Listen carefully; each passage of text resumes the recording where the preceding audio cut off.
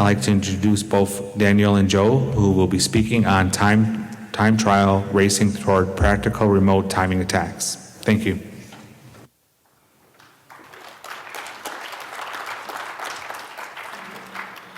Good afternoon. Thanks for cutting your lunch break short to make it back on to our talk on time. I will talk about time trial and the practicality of remote timing attacks. Just a few words on who we are. My name is Daniel Mayer. I'm a senior security consultant with Mitigation Security. I've gotten my PhD previously in computer science with a focus on security and applied crypto. And I give the talk together with my colleague Joel Sandin, who also works at Mitigation. We are an application security company with offices around the US, and we're part of the NCC group. Brief overview of what we will be talking about. We start out by giving you an introduction on timing side channels, what those are, how they come about, and then go into the challenges you face when you try to exploit those remotely and things which you may need to take into consideration and which make it much harder in order to exploit these kind of things.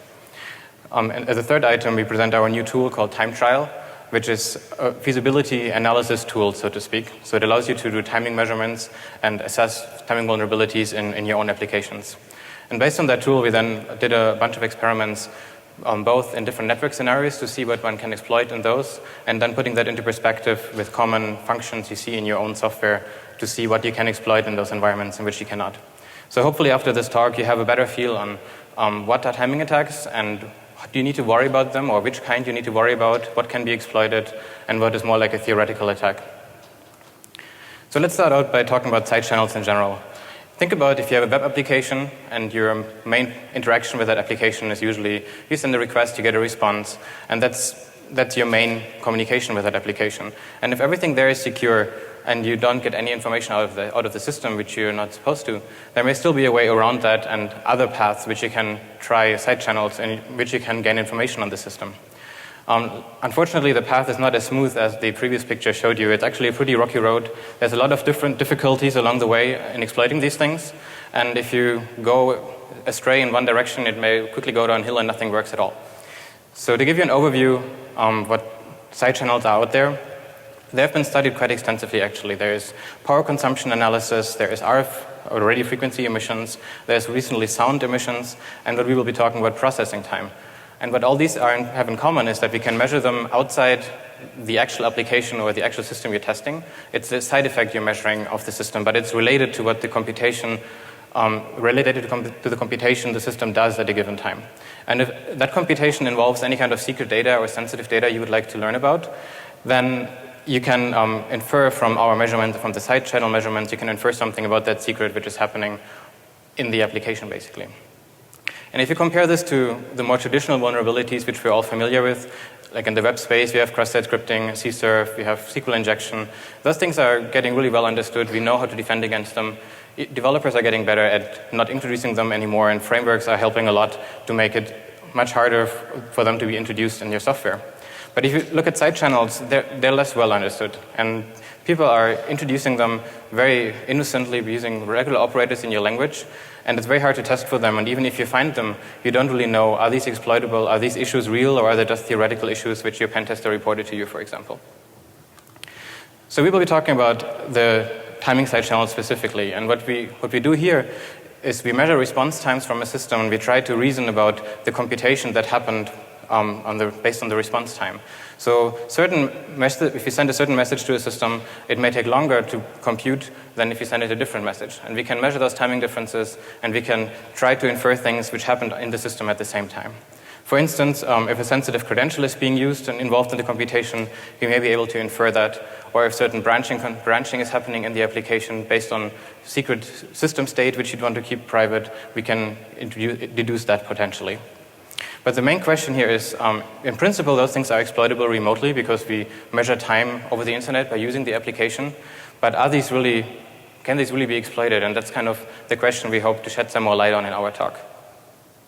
So let's dig a little bit deeper into side channels. This is a very simple example for a basic side channel in Ruby. What this application does, it takes a username and a password, and it takes the username first, and it verifies if the username exists. And if it does not exist, it will reject at this point and will say username or password is incorrect. Only if the username is correct, it will actually check the password and go in the next step And if the password is incorrect, it will reject it with the same error message. So from a system standpoint, from the outside, you don't see a behavior whatsoever. So you can't tell if there was a valid username submitted or not. But an attacker may be able to still distinguish these two cases based on their response time. So how would you attack this? The very basic idea here is you start your clock, the attacker starts their internal clock, and then sends a request to the server, sends it a username and a password. The system will first verify if the user is valid, and then return in the first step there, where we have the time t0. I'll try to get this done. And in the other case, it will actually go ahead and verify the password, and if that one is incorrect, it will reject here. So if we're able to distinguish the invalid user who responds at this point and the valid one down here, then we're in game, and we can actually learn something about the system, in this case, just the rather boring whether a username exists. But the point here is we have to be able to distinguish two different response times, and it's not about measuring the actual time which is executing on the system. So there's been a lot of prior work, so we're obviously not the first people looking at this. This started out in the crypto community, where people tried to look at implementations of cryptographic algorithms and tried to make those constant time that you cannot learn something about keys. And that went into remote attacks by Bromley and Bonnet for an OpenSSL implementation where they could recover keys remotely, actually. And then more recently, there have been really excellent empirical studies, starting with Crosby's study, which they analyzed how different networks behave, and that's actually something which we based our work heavily on. And then in 2010, there was a talk here at Black Hat by Nate Lawson on the feasibility of these attacks. Has anybody seen this talk 4 years ago? Okay. So with that, I'm going to hand it off to Joel, who will be talking about the challenges we face in remote timing attacks. It's going to be a little bit more theory to see with statistics and how we analyze things, so bear with us. It's going to get to practical results really quickly soon. Thanks. Thanks, Daniel. So let's talk about remote timing attacks in practice, what makes these attacks difficult, and we're going to look at the best known techniques for performing them in a network environment. So we look at local timing attacks. We really have the luxury of measuring time precisely, measuring the execution time of the target precisely, and we minimize external influences. So we don't have to deal with major sources of randomness or error in our measurements when we're doing the analysis. When we're doing a remote timing attack against a target on the internet, we can't measure the execution time of the target directly. The only thing we can measure is the round trip time to the target. So that includes the propagation time, the time it takes for us to send our request, the execution time, and the time it takes for the server to respond to our sensor. So what we're looking for here is the signal, which is the execution time. But what we're actually getting in our measurements is signal plus this random distribution of propagation times on the network. In an ideal world, network propagation time would be constant, would be consistent, but in practice it really isn't. And the problem we face here is kind of getting the needle from the haystack and learning something about the execution time on the target. And it's important to understand, and Daniel mentioned this, that we're not trying to measure the execution time of the target. If we could do that, that would be great. The question we want to answer when we're performing a timing attack is, did the target take longer to process one request versus another? If we can answer that question, we can do a lot. So if we're sending, say, a password to a server and it takes a little bit longer to respond, maybe that tells us that additional bytes of the password that we sent in one message match the expected value. Or we may be able to infer that the server ran a database query as a result of one request versus another. So being able to judge whether a server took longer to process one request versus another is really useful. So let's look at what do these measurements look like in a real system. So here we have a graph of round-trip time measurements against a cloud service provider, a DigitalOcean instance. And the x-axis here is the round-trip time in nanoseconds, and the y-axis is the frequency, or how many times we saw that measurement. And a couple of things jump out at us right away. We have this long tail of longer response times that are relatively infrequent. Most of the measurements are really skewed towards shorter response times. And we have multiple peaks of the most frequently occurring values. And there's this smooth ramp up in the smaller response times, very smooth. And all the way on the left there we have our minimum response time. So fitting something like a Gaussian statistical distribution or another parametric distribution to this data that we see here, it's not really going to work. We can't leverage the statistical techniques that we get with those kinds of distributions. So we're really starting from scratch here, trying to come up with a technique that lets us perform this attack in practice. So we want to, like I said, pull the needle from the haystack, is find a value in these measurements that correlates well with the execution time on the target. And a good candidate is the measurement all the way on the left in the graph, which is the minimum response time. And we know that that measurement is the execution time plus the minimum added jitter that was introduced by the network. And you'd think that, with enough measurements that the minimum response time or the minimum propagation time would be something that's fairly well behaved in networks and consistent over many samples, or consistent between sample sets, I should say, if they're big enough. And one theory would be that we take a neighborhood around that minimum response time from two sample sets, compare them, and if they look different enough, then maybe we can draw some conclusions about the execution time being different. In practice, the minimum response time doesn't correlate as well as other measurements with the processing time on the target. So the minimum response time, it's actually a percentile. And a percentile is it's the minimum value that's greater than X percent. So the X percentile is the minimum value that's greater than X percent of the samples that we saw. So the 0th percentile is the minimum response time. The 100th percentile is the maximum response time.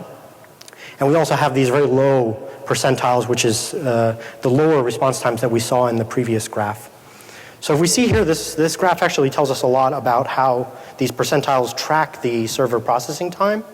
And it's important to note that, so we're talking about a plot of the percentile as a function of server processing time. So each point on this line is actually taken from many samples. These are pulled from sample sets for each server processing time. And what we see here is that these low percentiles actually have a much smoother relationship with the server processing time compared to the minimum response time.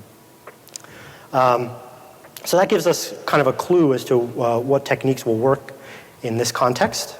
And the best performing statistical technique from previous empirical studies is the box test, and it uses these percentiles. So here we see again this histogram plot of our response times. And if we take the 6th percentile, and this is actually a better illustration of what I mean when I say percentile.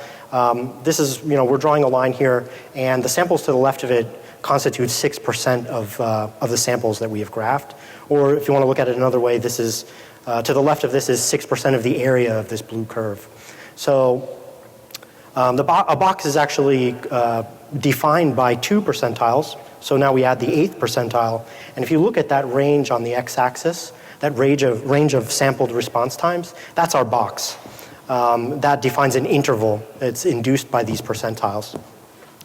And the percentiles themselves, the percentiles that we choose to use for this test, it's going to depend on the target. They're going to be determined empirically by doing measurements and figuring out which box actually performs well for our target. But in general, these percentiles are drawn from the low percentiles in the sample set. So now if we add a second set of samples, a second distribution that we've sampled here, and we see this corresponds to 105 millisecond execution time on the target versus 100 milliseconds for the blue distribution, the sampled responses correspond to that execution time. And we draw the same box here. So we see for the longer execution time is 5 milliseconds longer. The box actually occurs to the left of our box for 100 milliseconds. So we're basically confirming that one distribution is a time-shifted copy of the other. That's really what the box test amounts to. And we'll talk more about the effectiveness of this statistical method. And I should just mention that this is what's actually built into the tool time trial. And now Daniel will talk more about the architecture and capabilities of the tool. Thanks, Joe. All right, so we use this statistical test, and we put it into a tool which allows you to use it in a rather easy way. But first, why do we actually need a tool for these kind of timing attack things? Well, there's no real good way to analyze the impact or the the exploitability which anything has if you see a timing attack in your code. At the moment you say, well, theoretically this is a timing attack, and maybe you just go ahead and fix it anyways just to be safe, but you don't really know if this is exploitable or if it should be maybe lower on your priority list if you have other things which you might want to worry about. So we hope that having a tool available will allow you to make an educated decision of this is a high risk, a no risk, or like a low risk situation for you when you have it in your software product. So what time trial is it's a framework to allow you to do precise timing measurements and to analyze those using the most advanced statistical methods which have been tested in previous studies. And it also allows you then to generate the visual proof of concept. So you can get these plots which we've seen before, and you can illustrate, okay, these are clearly distinct or these are not distinct, and you have some sort of indication on whether you should worry about such a timing attack or if you should not. What time trial is not at the moment is like a full exploit framework where you just put in an endpoint and say, hey, there's a timing attack, and you just get suddenly access to the service. So that's not the goal of this. The goal is to analyze if you actually have an issue, and if you wanted to go ahead and then use that knowledge to build an actual attack, you can of course do that, and you can use our tests to guide you in this. So when we looked at this, the main goal was to get precise measurements, and the best way we thought about doing that is going really low level and using C++, because we have access to the most precise timers on most computers these days. But at the same time, we wanted to have a nice front end for it so that you actually can use it and that you don't have to run command line utilities only, but you actually have plots and graphs and things like that. So we put a Qt GUI on a Python application. And both of those are communicating via a Redis queue. And the idea here is that we can take the sensor, which we call the racer, in analogy to the time trial thing, we dump that racer anywhere we want. So we can put the racer in EC2 if you want to attack somebody in EC2 and be close to that target, or we can put it on our network, or you can run it anywhere you would like, but you can still have the GUI application and control everything from your desktop. So the idea is you start an experiment from the GUI, it pushes it in the queue, the sensor executes all the experiments, sends the data back, and then you have your GUI where you get the results, you can plot them, analyze them, and make your decisions about it. One thing we thought about when trying to decide how to do precise measurements was not just using regular C++, but what about if you're using dedicated hardware? Because we cut out our noise all the way. We go down to the hardware level, and we were thinking about using network interface which has hardware timestamping, like IDS systems oftentimes use this, or we're using FPGA which has a network interface to do in hardware timestamping. But in the end, we just decided that Linux is actually the most useful thing because we can customize it and we can run it anywhere. So we can go to Amazon EC2 and we can rent a cloud instance there and we can install our software and run it there, but we cannot ship them a network interface and say, hey, can you please install this for us because you would like to attack some of your people there. So in the end, we just ended up using a MacBook Pro for most of our measurements. But we did some optimizations to this. So we first of all, the timing measurements we are doing is with a nanosecond timer using a monotonic clock, which is available on most Linuxes these days. But we also tried to isolate our sensor process as much as possible from the operating system. So we isolated one CPU core that is not being used by any other process and not by the Linux kernel itself. And then we assigned our process to that particular core. So then it runs there with high priority and it's not getting preempted by anything else while the measurements are running. We also disabled frequency scaling just to be on the safe side that we don't get any artifacts because of that. So with that, let me give you a brief demo on what you can do with our tool at the moment. Going to switch this to mirror.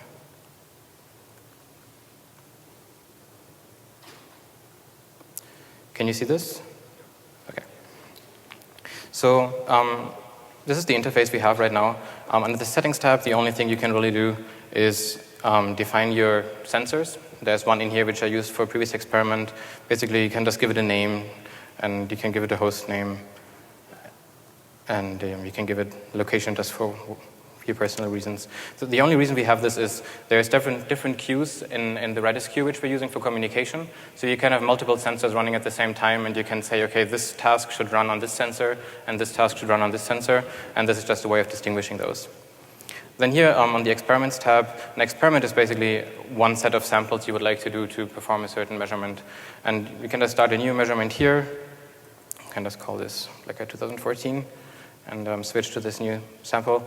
And then we can define our trials. The trial is one experiment against the system.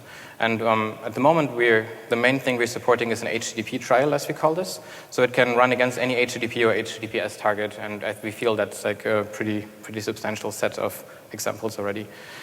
So we call this test, and then you say how many iterations would you like to run. This is basically when the histogram is being generated, how often do we try to measure the response time. Let's say this is going to be 10,000, and we want to run this on our new sensor on CPU core 1, use real-time scheduling, and then we can put some URLs in here which I have prepared.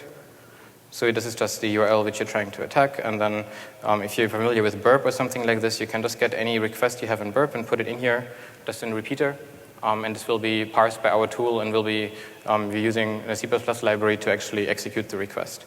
So once this is created, it shows up in this list, and then if I would have a proper internet connection here, I could just say start, and it would launch it wherever the sensor is located, and would execute. And when things are done, the results coming back, I have this prepared here, so you see that there's a start time and an end time. So these ones have been run correctly previously. And there's the two cases. I ran a trial against a system which was having a valid username and an invalid username. And in the case it was a valid username, it would do one additional SHA-256 hash afterwards. And then as you will see, if I plot this, so this is the correct username should take longer because it does the password hashing. So I can say this is the longer trial for my experiment. And this one is the shorter one. And then I can move over to my feasibility analysis, and I see that there is the plot for the two distributions. And you can probably already see that the blue one is further to the left than the other one. It gets a bit more clearer if I add some bins for this. So the distributions are clearly separated. And if I then use the box test up here, and I say I want to have boxes between 6 and 8%, and plot this, I'm going to get these two bars, and I also get like an immediate indication that these distributions are distinct and that there has been a measurable timing difference in that case. And this is really one execution of SHA-256 using OpenSSL. This is not an attack against SHA-256, obviously, but it's not a big computation happening, but you can distinguish this remotely over the network quite nicely. There's a few more other options for defining the plot and things like that. I'm not going to go into that for now. So that's the tool. And so let's see what kind of data we got with that and what we analyzed so far. As you can imagine, if you have different kind of network settings, if you have a LAN, your network quality is going to be much better than if you're doing an experiment over the internet where you have transatlantic connections and things like that. So we looked at different network scenarios, like the LAN, internet at large, let's say, in different cloud environments. And we were looking at which kind of different response times can we distinguish in those environments. So remember, we have to be able to tell whether we had response time T0 or T1. So that's what we need to tell. So in order to do that, we built on top of the technique which Crosby et al. Developed. You guys are seeing something, right? Yeah, okay. I forgot to switch back from the mirror mode. So the idea of this experiment is that we have our server, which is on the left side the attacker, and that server is sending an integer value to the server, which is our mock-up service to demonstrate this. And the server will sleep for a certain amount of time. So in this case, it will sleep for 1,000 nanoseconds, which corresponds to like an artificially created 1,000 nanosecond processing time. And then we can do this experiment again, and we say, okay, now sleep for 2,000 nanoseconds, and we measure the time for that. And if you can distinguish those two over a given network, then we know that we can distinguish the timing difference of 1,000 nanoseconds over this particular network. So let's look at some plots for this. We started off on a LAN, and we had 1 millisecond timing difference. So these things are worlds apart. So you don't need any fancy statistical methods to see anything here. And then if you decrease the timing difference to 100 microseconds, to 10 microseconds, to 5 microseconds, you see the distributions are moving closer together. But even 5 microseconds, you probably can still see with the naked eye that these things are separated. If you go to 1 microsecond, things are getting a bit more difficult. On the top, you had measurements with 1,000 repetitions. The distributions look really at the same place, basically. But then if you increase the iterations to 10,000 to 100,000 repetitions, they become start to separate again. And we can see that the blue curve is actually to the left than the red curve. And our box test confirms that.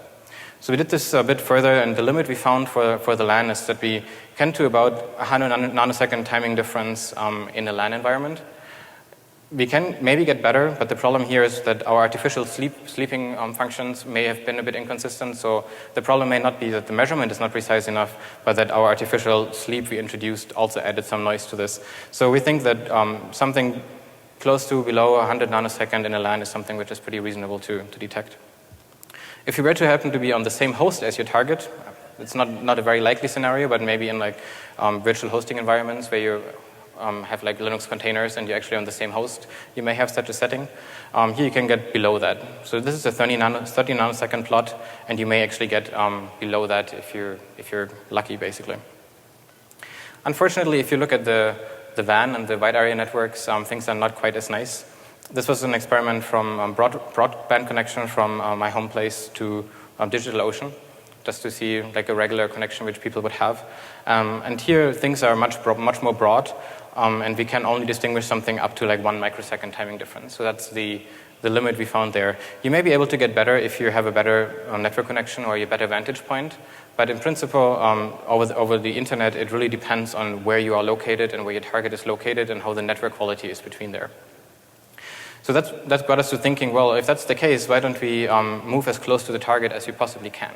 So we did measurements inside of EC2. We just got 2 EC2 instances, and we wanted to see how good is their network. If we want to attack somebody who's on EC2, could we get on the same availability zone or close to them and run experiments there? And it turns out the networks in EC2 are really nice. They must have really good hardware. And we have a 100 nanosecond timing difference, and we can still distinguish that inside of EC2 instances, between different EC2 instances. You have a lot of more peaks here, which is probably because of the virtualization solution they're using. But if you zoom a bit in, you can see that there is a clear difference between the blue and the red curve. And we can, if you run the box test on this, you can actually exploit this. So the bottom line of all of this is that if you're local on the host, you can go sub 100 nanosecond really well. And LAN and EC2 behave very, very similar to each other. So here you can go up to 100 nanosecond, potentially a bit better depending on how your environment is.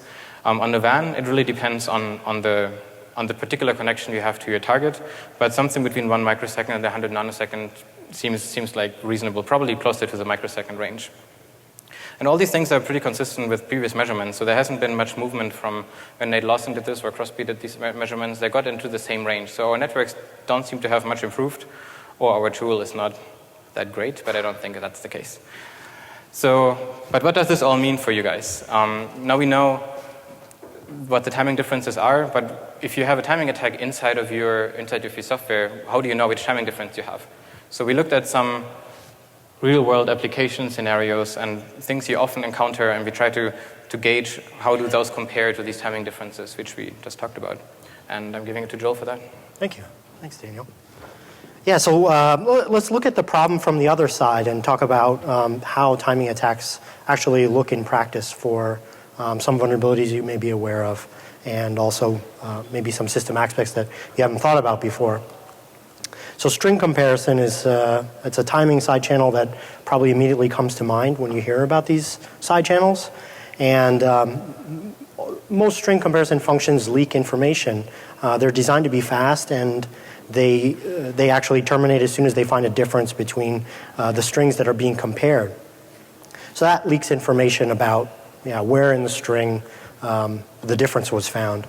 So in the context of a timing attack, we see here an attacker is sending a request to a target, and the target is comparing this string against a valid credential. And over on the right here, it's comparing 1 byte at a time. And when it reaches the 3rd byte, it responds and says that the credential is invalid.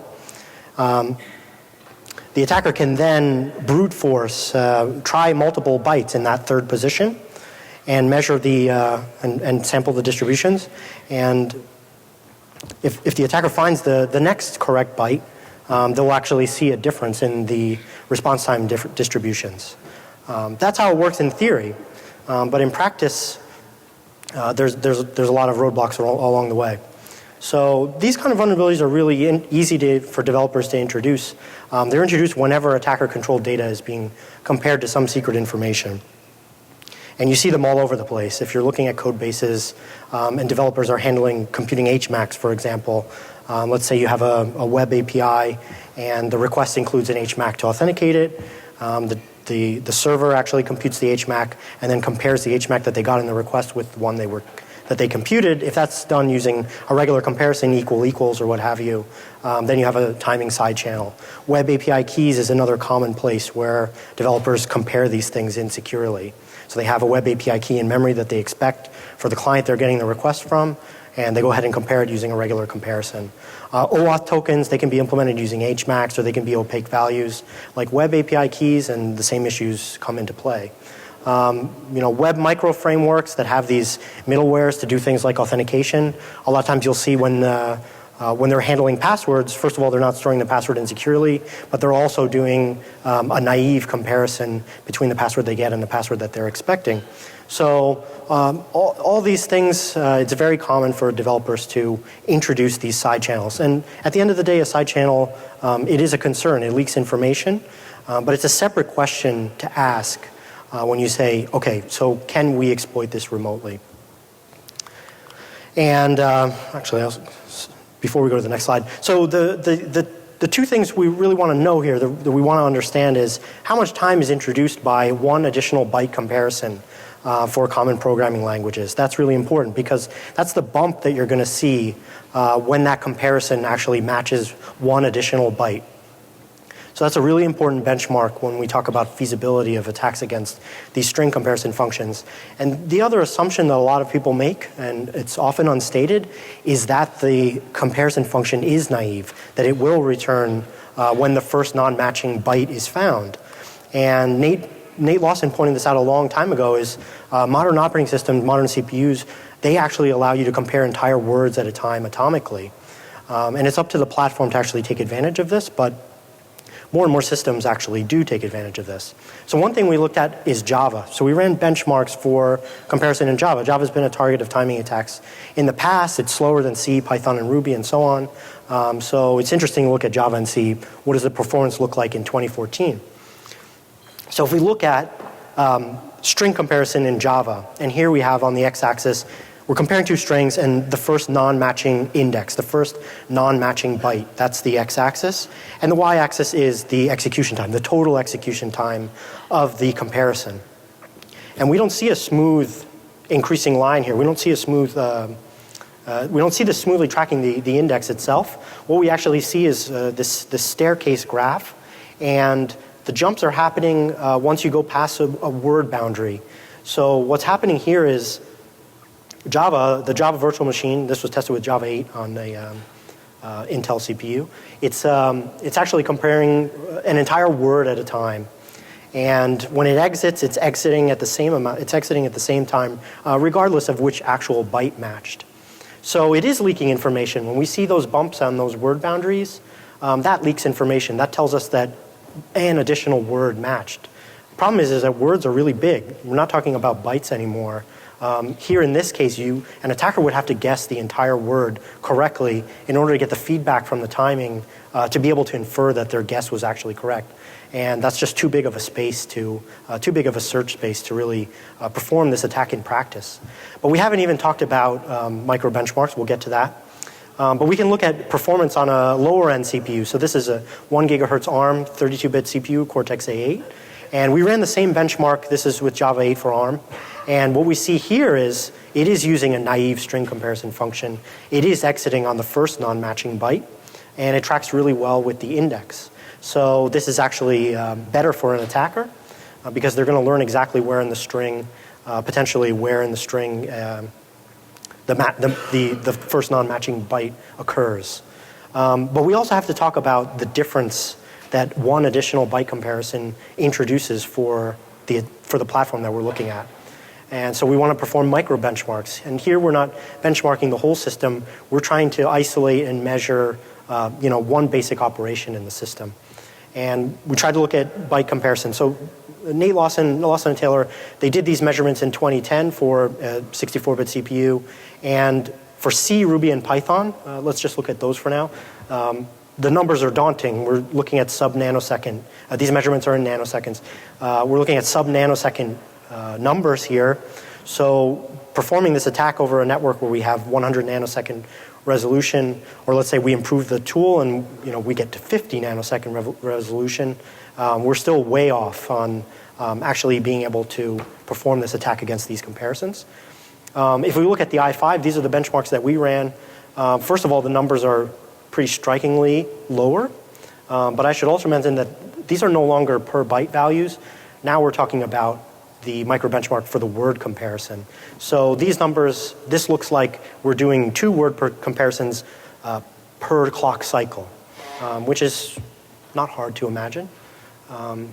The other side of it is when you're writing these micro-benchmarks and you're trying to isolate this operation, the compiler, the CPU, and the operating system, they're doing everything they can to run this benchmark as quickly as possible. So I think for C, Ruby, and Python, the truth is somewhere in the middle. We were already looking at really difficult numbers in 2010, and they've just gotten worse. In Java, we see this is a friendlier number, perhaps. It's 7 nanoseconds. But again, this is for an entire word. So not only do you have to guess an entire word when you're performing this attack, you're only getting a bump of 7 nanoseconds. So I think we can pretty safely say that these attacks are just infeasible for modern hardware. If we look at the 1 gigahertz 32-bit CPU, the story is a little bit different. Python, Ruby, and C perform quite well, but Java is kind of putting us in the ballpark of possibly being able to perform this attack. So this is really more of a risk today for embedded systems, for lower power systems, and this particular attack isn't going to affect modern hardware, or it certainly is a lot harder to perform these attacks against modern hardware. So let's move on to some positive results, and I'll pass it to Daniel. Right. So yeah, look at the more happy side of timing attacks and what actually can be done. So the somewhat different side of this are branching-based vulnerabilities, as we call them. So they're just, if your system takes a different code path depending on whether a certain decision has been made based on a secret value. So the simple example here was the username enumeration from earlier. If we can distinguish if a username was valid or not, we can learn something about the system. And what exactly the timing difference there is really depends on your application. So there is not a generic statement we can make about that. If you, let's say you have this username enumeration and either it returns immediately or it performs a logging operation to your file system, it does a SQL query, it maybe notifies Splunk that something happened. If all these things happen, you're going to have a huge timing difference between that. But if there's only very small operation happening, if the username was valid, then we can maybe not distinguish this. So in order to make a decision about this, we just looked at some common scenarios here. The first one is we actually looked at the hash function, and I kind of showed you that in the live demo earlier today already. So we have the same example where either a hash function happened or did not happen. And here you see a SHA-256 hash function happening or not happening is pretty clear on the LAN. And even over the WAN connection to DigitalOcean I was using, I could distinguish whether the server was performing a SHA-256 hash or not. So this is not a complicated operation. If you think of anything which includes I/O on your system, you can almost 100% positive distinguish that remotely, because I/O is just taking so much longer than just a hash function, because these are highly optimized for speed. But something slightly more interesting maybe is, are you guys familiar with CBC padding oracles? Have you heard of those before? It's I cannot explain the full concept right now, but the idea is here, these came about several years ago, and they have been well studied, and there have been a lot of vulnerabilities. ASP.NET notably was really vulnerable to this. What it is if you have a server endpoint which you can send an encrypted piece of data, it will decrypt it for you. And if there is an error in the decryption process, we may learn something about the padding of the message. And the padding in this case is if you have AES as a block cipher, you have fixed size blocks which you need. And if your message is longer or shorter than a block, you would need to fill it with some padding. So what most algorithms do, for example, OpenSSL implementation, they perform a decryption of the data you give it, and they check if the padding was right or not after the decryption. And if it was not right, it will raise an exception. But if the padding was correct, it will assume this is correct data and will continue working with that. So traditionally, the problem was that the case for decryption was successful, which we have over here, would throw an error message out to the user, and the user could just see an error message and could say, okay, there was a padding error, and I can exploit that to actually exploit this padding oracle, which allows me to decrypt any data I want. So it's a really severe vulnerability. But even if you don't get an error message from the system which informs you that there was a padding error, you can still see a timing difference in these behaviors. If the system decrypts data and it's unsuccessful, it will give you an error message right away.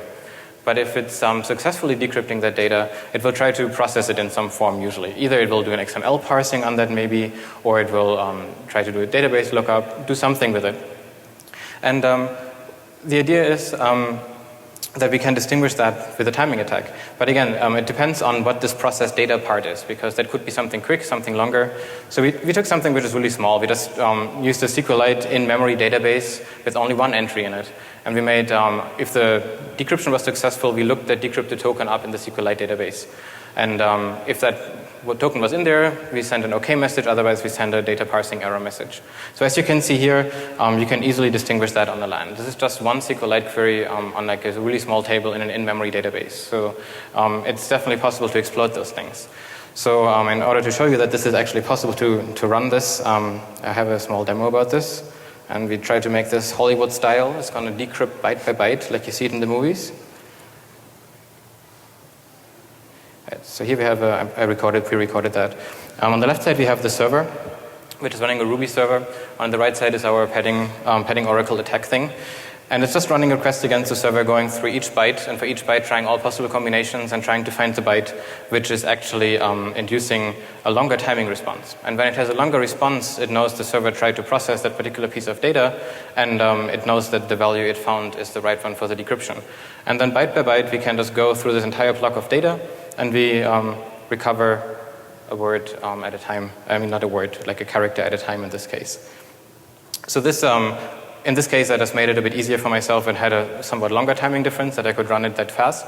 But for each of these characters, usually an attacker would just make like maybe 100 requests, take the distribution of that, run the statistical analysis I just showed you before, and can then say, okay, this one took longer than all the other ones beforehand, and knows it found the right byte.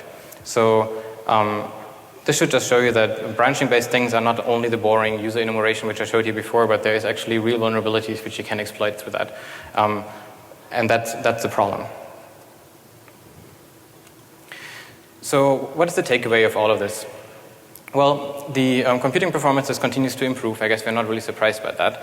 But what we've seen before is that the timing differences for string comparisons get faster, that most CPUs are taking advantage of doing full word comparisons, and so everything is getting more efficient and much harder for an attacker to actually see one-byte differences. We may need to brute force a full 64 bits, which is infeasible today at least. But on the other hand, we see that these branching-based vulnerabilities are often feasible. So there's a good way of having these vulnerabilities in your applications, and it really depends on where they are to determine if there's any risk for you.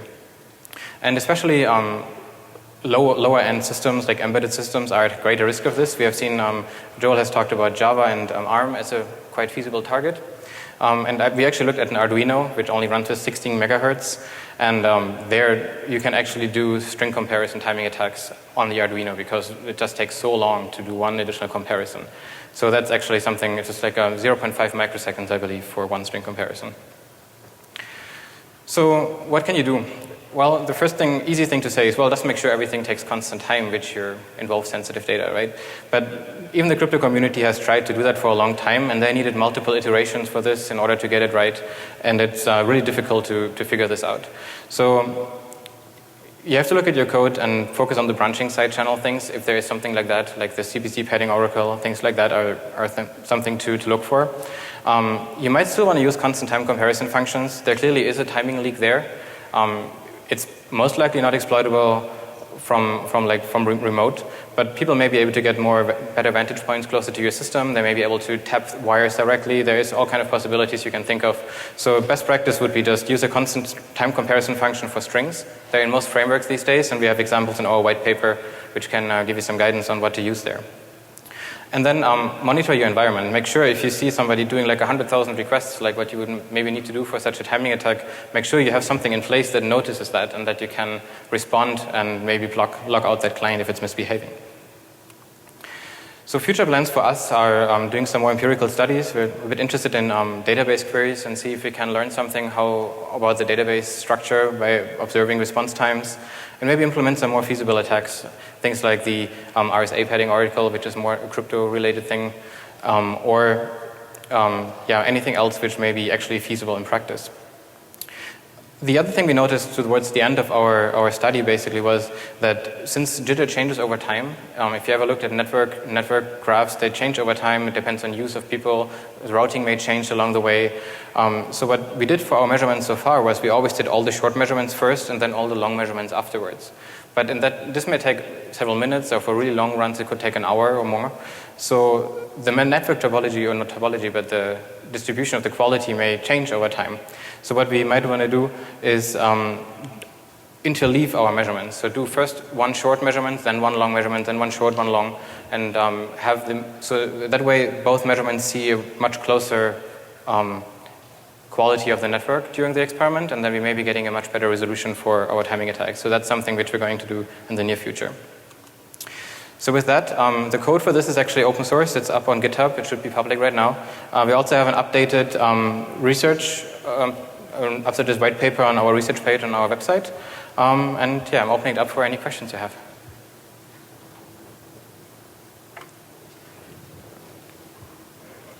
What's the most complicated rate limiter you guys run into? Rate limiting? Yeah, because that's kind of what you guys are fighting against.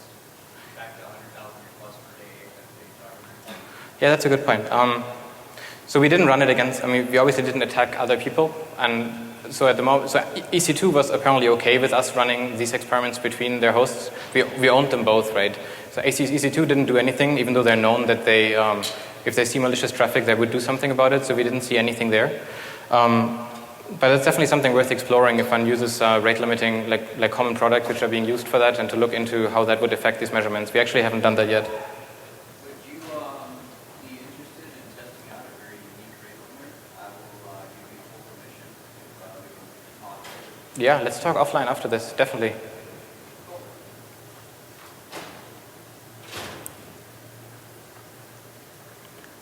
Any other questions? Oh, sorry, didn't see you. Have you considered using any sort of Bayesian or estimation theory to be able to separate two very, very close distributions instead of just a box? We have not. Do you know somebody did this before? I haven't seen any research into using Bayesian, like machine learning stuff for doing the hypothesis test.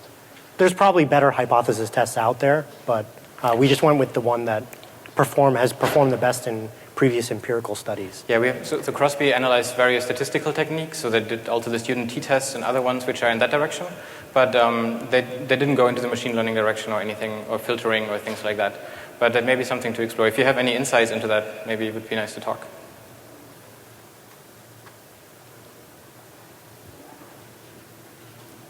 I don't see any other hands. Right, go ahead. It seems that this method depends on a lot of a huge number of attacks. That is really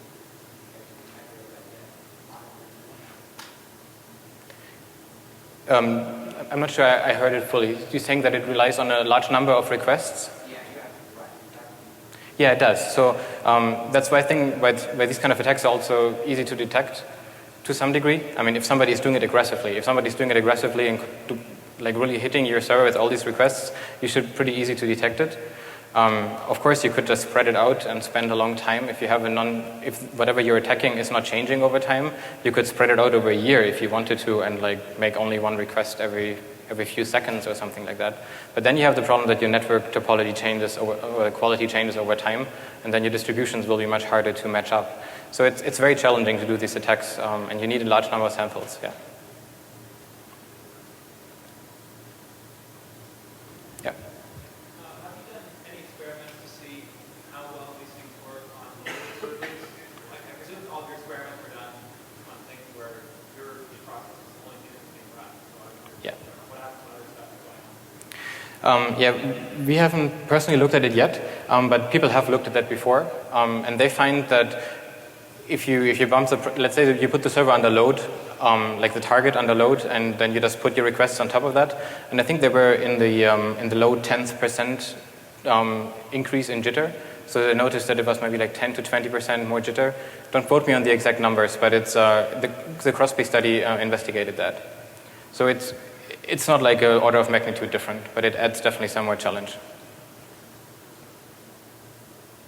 Okay, I think we're out of time, but yeah, maybe one more. Have you found a difference between virtual machines and hardware? Is there a significant difference? Yeah, so that was interesting to see. the LAN measurements you've seen, they were actually real hardware, and like bare metal running on bare metal. But the EC2 things were virtualized. So the main thing we saw is that the distributions were not like one peak and nicely distributed, but they had many more modes, many more maxima. So that would be worth exploring some more. But I think it suggests that there is like some preempting happening, and maybe another virtual machines executing for some amount of time, things like that. But the nice thing was, if you repeated the two measurements, even if they were minutes apart, the shape of the distributions was still the same. So it must be some intrinsic mechanism from the system. Maybe one can even use it for fingerprinting or things like that. So that was like an idea we had. Yeah. Thanks.